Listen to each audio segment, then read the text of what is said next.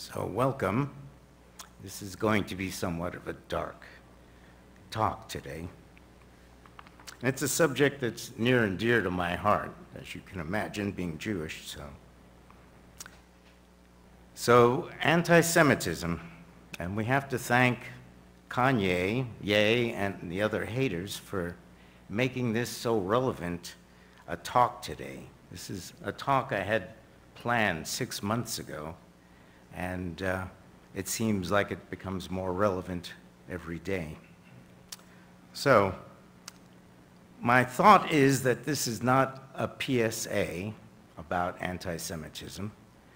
You are a very smart and a very up-to-date, intellectual crowd of people.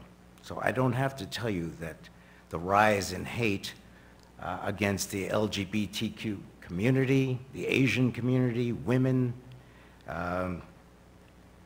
people of color, and against Jews has risen, perhaps thanks to a former president that made hate seem like a nice pastime for Americans to do. So it's worldwide. So I don't want to go on about that because you already know that about hate. And I don't want this to be a history lesson because I'm not a historian, and the persecution has lasted for millennia. But you probably have heard of the Crusades and know about them, and the Inquisition, and the Holocaust, and perhaps you didn't know that there were sedition trials in the United States. In 1942, I think it began in 1939 actually, where senators and congressmen were trying to convince the Congress that going to war and siding with the Allies was a bad idea, that going to war on Hitler's side was a better idea. And these senators and Congress and House of Reps were, as you can imagine, anti-Semites who thought what Hitler was doing was correct. So even in our own country, we had sedition trials, very much like what's happening to the Oath Keepers. So it's not a history lesson. And as Dave Chappelle so aptly put, when you start a sentence, the Jews, whatever follows cannot be good, because we are not a collective. We're not the Borg. We don't think in one mind. We don't follow the same thought. We don't have a spokesman somewhere telling us what to do and how to do it. So that is not how that works. But what I did want to focus on today, with your indulgence, is something that many of you may have been curious about, this question. Why the Jews? Why not some other group? I mean, there's lots of different small religious sects of people. There are lots of people that speak foreign languages. There are lots of people with different cultures. Why them, and why so savagely? So we're not talking about just killing people. We're talking about trying to annihilate them. And if you think the Crusades, the Holocaust, the Inquisition are in the past, there are people today that would like to see this happen again.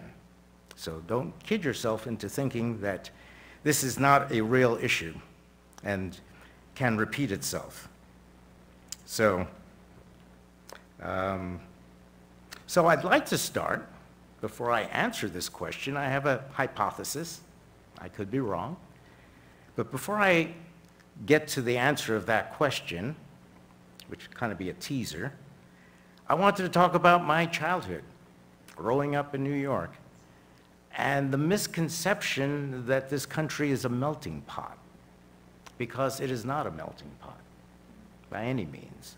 And growing up in New York, I can attest to that, and perhaps that's true for the entire country. So imagine yourself, maybe 100 years ago, 150 years ago, and it may even be true today. You come to this country and you only speak Polish, or you only speak Chinese or Vietnamese or Spanish. Doesn't matter. And can you imagine 6 months later, you are a regular Joe and have assimilated into this culture and you're eating hot dogs and barbecuing on the weekends? No, of course not. Even 6 years later, you wouldn't be. So what people do, and this is relevant to why the Jews, so people are apt to find people that speak their own language. So in New York, there's Chinatown, there's Little Italy, there's Spanish Harlem and Black Harlem. So people clump together because of either color, language, or culture. And that's normal. You would expect that, and that's what happens. And then perhaps the first generation of people, of their children, now speak English, maybe without an accent, maybe still with an accent. And it's not till the second generation that you actually have people assimilated into the country, and you cannot tell where they're from and who their parents are or what their background is. So keep that in mind as I tell you my childhood story and what I learned as a little boy in Brooklyn, a little Jewish boy in Brooklyn. So we grew up, unfortunately, in an Irish neighborhood. Not unfortunate that they were Irish, but we were not in a Jewish neighborhood. So I was an other. So just like Christmas time, lighting Christmas trees and things like that, we did not. And I knew I was different than the other children, but didn't quite understand how I was different. My parents didn't really give me a religious education when I was a small child. I just knew that, okay, we believe different things than the other people. And then later on, I went to Hebrew school at about 12. And that's when I learned that I killed Christ. I didn't know it at the time, but apparently I had something to do with it. And so on my way to Hebrew school, there was always a little gang of bullies waiting for me. And they would grab my Hebrew books and throw them to the ground. And there were too many of them to fight, so I would just stand there and let them have their way. And they felt good about it. They were taking care of the Christ killer. So that's my 12, 13, 14 years.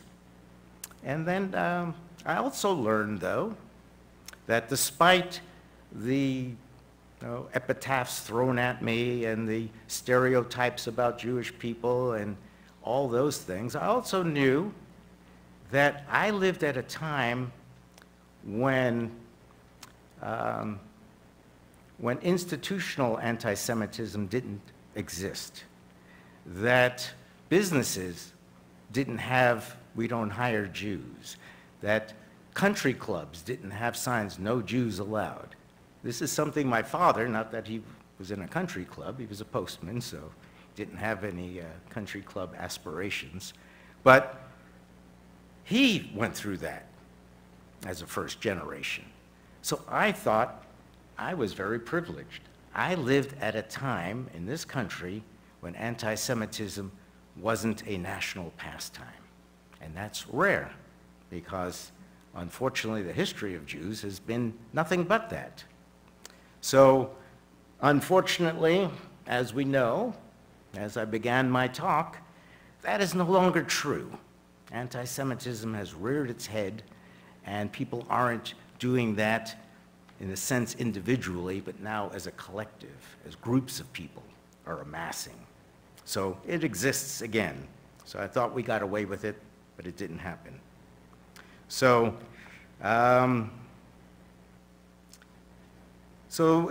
also I learned that stereotypes abound and prejudices endure.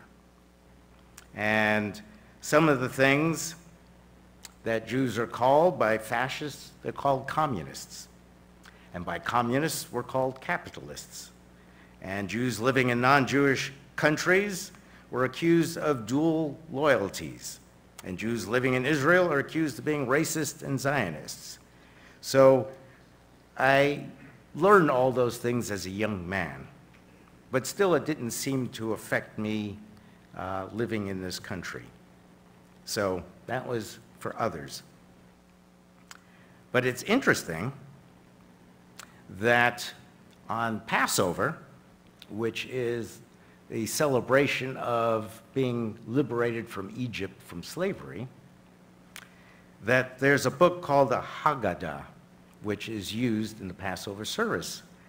And there's a passage in it, which I had forgotten. But when I was doing research for this, it brought it up. It says in there, as a reminder, in every generation they rise up against us to annihilate us. So it's still very real and personal.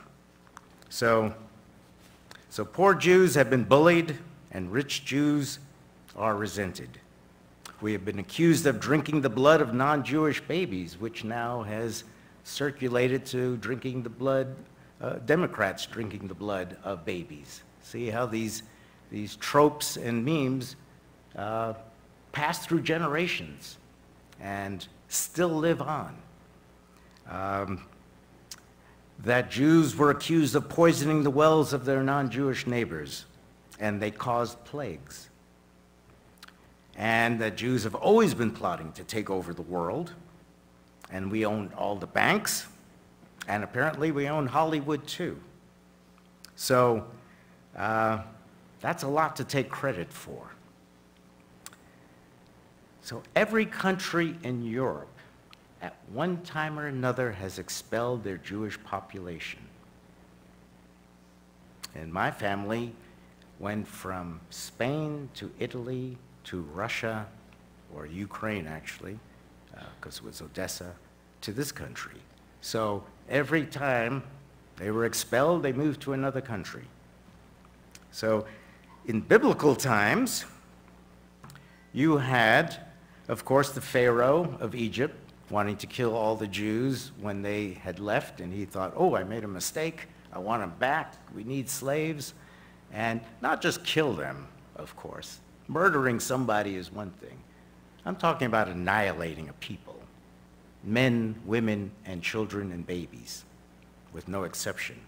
And then in Persia, you had King Xerxes, and he had a right-hand guy named Haman, who was also plotting to destroy the Jews.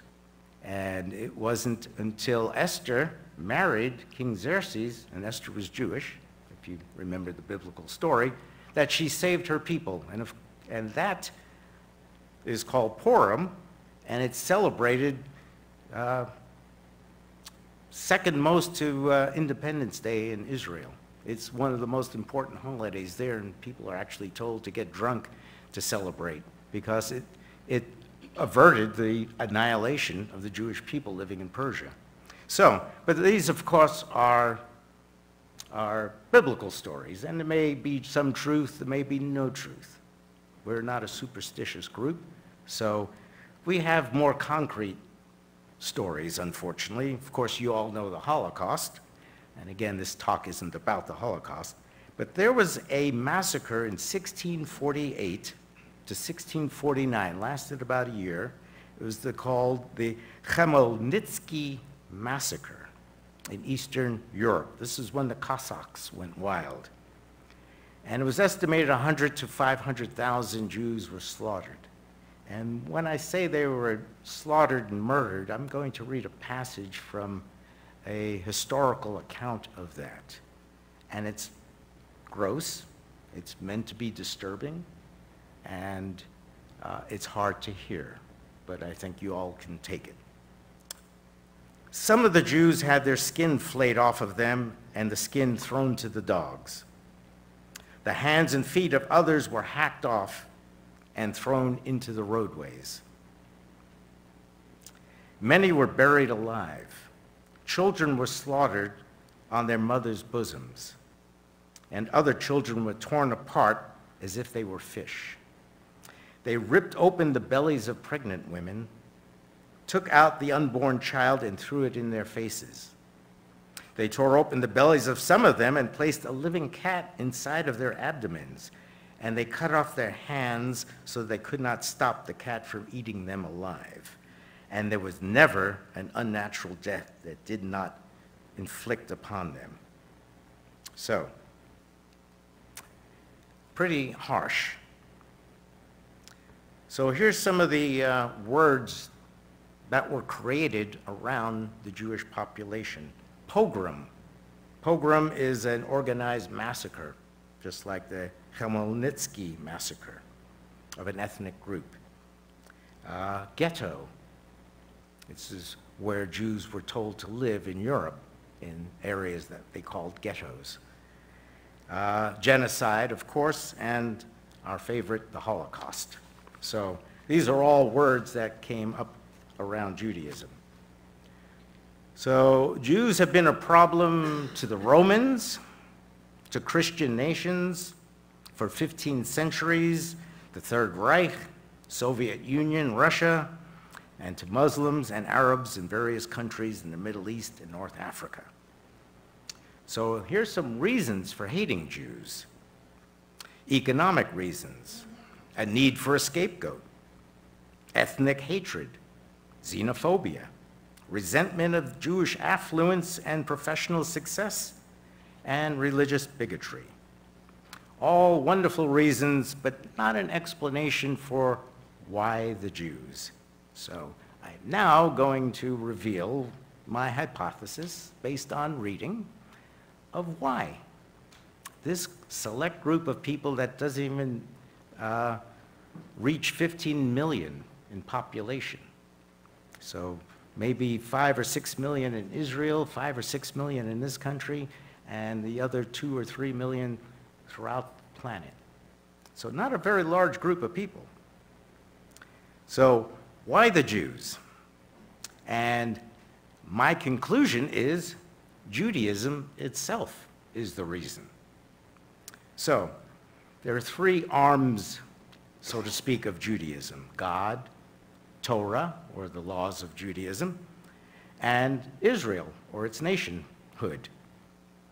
So these 3 tenets make Jews outsiders and a threat to non-Jewish religions and allegiances to the country that they live in. Not being able to own land in Europe in the medieval times, nor allowed to be part of any government in Europe when they left Jerusalem or Israel in 70 AD, many of them were dispersed because the Roman Empire destroyed the temple there and went crazy because there was a revolt by the Jews against the Roman Empire. So many of them migrated to Europe eventually, North Africa, Europe. So not being able to own land, not being able to be part of the government, makes you an other right away. So this idea of God, well, supposedly, Jewish people were the ones that came up with this monotheistic sense of a God that's unknowing, that you can't see. There may have been other cultures with one God. Again, I'm not a historian. I don't know for sure. But this concept of one God, not many gods, is more or less a Jewish thing. And then, of course, from that came Christianity and Islam, who all have the same tenet, the same Abraham as the father, all that. But this concept of God for Jewish people rejects the Christian sense of God and the Muslim sense of God. Because in Christianity, you have a trilogy. You have 3. You have Jesus as the Son of God, and in some cases, he is God. He could be God, maybe he's God. People praying to a cross.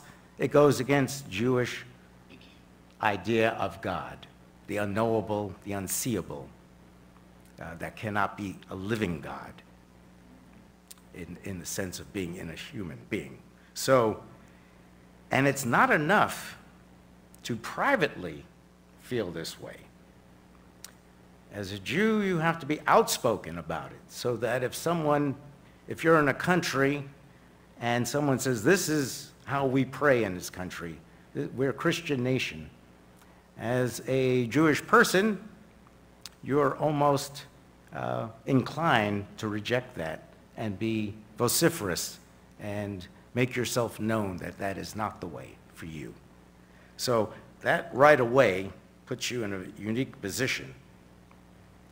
And there are always consequences for doing that, as in the Inquisition, where Jews were tortured and killed because they did not believe in Christian God. So compounded by that, you have a community of people. Again, people tend to live where people speak their language, they have their customs, they have their religion. That's why I talked about that earlier, about not being a melting pot, but more minestrone. So Jews tended to live in Europe countries in groups, in ghettos. And so they spoke a different language than the people around them. They wore clothing that was different. They had laws about what foods they can eat and not eat. And they dressed differently, and of course they had holidays that were completely foreign to the country they lived in. So it makes for not a good host. And keeping their own national identity above the country they lived in. So the Torah, which is the second tenet, the laws of Judaism, is very clear on how to live a just moral life here on earth without reward of heaven. So Jews are bound by these laws, even if they conflict with the country they're living in. So if the country they're living in has a king or a queen, or some other kind of government, right away Jews cannot be one with that. And so it's a conflict. And it's a conflict that usually ends in violence because Jews are few and the country they live in, of course, is many. So again, making them rather other than citizens of the country they're living in. And of course, Jews calling themselves the chosen people aggravates that situation tenfold. So, and Jews are bound to do good deeds here on earth, which is not always how other religions see things. So, some of the attributes of living by the Torah: it creates a stable home, Jews always helping other Jews, education is considered very important in households, especially when you can't own land and you can't be a farmer. Education becomes, and making businesses, creating businesses become very important. But unlike being a person of color, you could escape Judaism. So there is an out for many Jews, and I would posit that some of you in this crowd today or online may in fact be Jewish and not know it, unless you've done a DNA test. So to escape Judaism, you can simply join the other religion, whatever that religion was, whether it was Islam or Christianity. You could just say, I believe in Jesus, I'm going to pray in the church, so people get off my ass and don't bother me anymore. And many people did that. They adopted the ways of the country they lived in and disavowed themselves from the Jewish community. So that's an out. Except in Nazi Germany, of course, which that didn't work. It didn't matter if you never spent a day in a synagogue in your life. If you were Jewish, you were going to a concentration camp. So there's always exceptions to those rules. Sometimes Jewish babies were taken by the church. A nanny, a Jewish family would hire a nanny to take care of their children, and if the nanny was Christian, she would baptize the baby while the parents were away, and then tell the church that this baby is actually a Christian baby because it was baptized. And officials would come and take the baby away, and there was nothing the family could do about that. So again, some of you may be of Jewish blood because of the many ways people try to escape persecution, and they could do that. So in some cases, Jews either had to convert, be expelled, or murdered. Thus, history repeats itself. So the final aspect of Judaism is statehood. So from 70 CE to 1948, Jews were a nation without a state. And this rather unique identity as a religion and as a nation of Israel further cemented this idea that Jews are cliquish, that Jews are different than others, a group unto themselves and not loyal to the country they live in. It's hard to separate the religion with the identity of Jewish people, even if you are not a religious Jew. It kind of goes hand in hand. And here I am telling you that. So my conclusion is these three factors make the Jewish population an easy target, despite how nonsensical it may seem to you. Like all hate thrust upon a population as if everyone is of one voice, and not accepting stereotypes of any sort is the very least this congregation can do when you hear someone throwing tropes or stereotypes about Jews. That's the least you can do. Stand up to hate speech and action, always. Never allow the cloud of hate to blot out the light of Unitarian Universalist principles and inherent worth and dignity. And I want to leave you with one more thought before I go and we listen to some great music, or actually we have an offering. And that is, rather than shutting someone down like Kanye West, rather than shutting him down, it's better to offer a conversation. You know, the other day Kanye was praising Hitler, and I would ask Kanye, would he praise a slave owner who beat and whipped his slaves and raped the women that were slaves? Would he say that that slave owner has worth and dignity and is a good person? So that's how you start a conversation, rather than shutting someone down and saying, oh, you're a bigot, you're a racist, you're an anti-Semite. Engage that person. You don't need to be an historian. You don't need to have facts. You just need to have logic. Why do you feel that way? What has led you to that? Did your parents tell you that? Do you know any Jews? Have you had experiences with them? It's a start. And I thank you all for being patient with me. Thank you.